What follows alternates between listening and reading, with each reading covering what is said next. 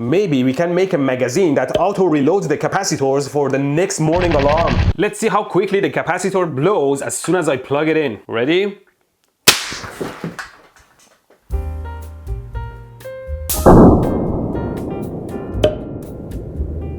My part is already being printed.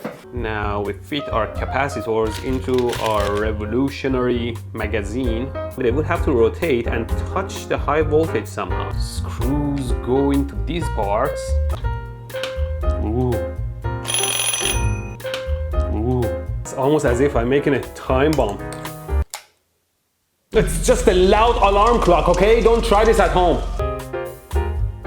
Plug in the live wire, and now we just wait.